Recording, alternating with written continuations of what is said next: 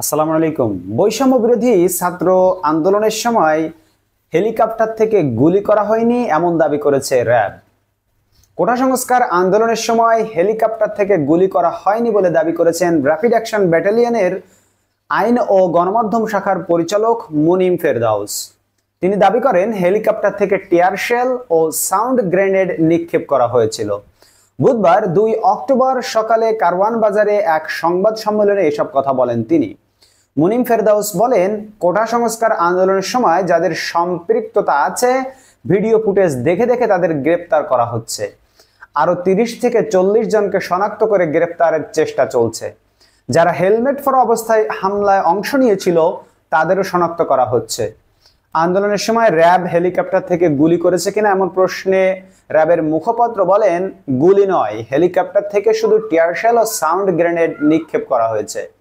আসন্ন দুর্গাপূজাকে কেন্দ্র করে যেন কোনো ধরনের নাশকতা না হয় সেজন্য ব্যবস্থা নেওয়া হয়েছে বলে জানান র্যাবের এই কর্মকর্তা। তিনি বলেন, প্রতিমা বিসর্জনের দিন নিরাপত্তা ব্যবস্থা বেশ জোরদার করা হবে। র্যাবের এই কর্মকর্তা বলেন, সাগর রুনির মামলাটি গতিশীল করার জন্য টাস্ক ফোর্স গঠন করা হয়েছে। প্রয়োজনে টাস্ক ফোর্সকে সহায়তা করবে র্যাব। বন্ধুরা, আপনারা সকলেই জানেন সাগর রুনি তদন্ত কিন্তু এখন র্যাবের হাতে নেই। যারা এত বছর তদন্ত করেও কোনো রিপোর্ট দিতে পারেনি তারা আবার টাস্ক ফোর্সে সহায়তা করবে, করলেও করতে পারে, কারণ সময় ঘুরতে সময় লাগে না। তো আন্দোলনে আসলে কি গুলি করা হয়েছিল কিনা, যারা স্থানীয় বাসিন্দা ঢাকার, আপনারা সকলে কমেন্ট বক্সে অবশ্যই জানাবেন প্রিয় দর্শক এবং শ্রোতা। এবং বর্তমানে তারা র্যাব বিশেষ করে যে ধরনের কাজ করছে এটা প্রশংসনীয়, যে তারা বিভিন্ন অপরাধীদেরকে ধরতে সহায়তা করছে সরকারকে, এবং তারা ধরছেও।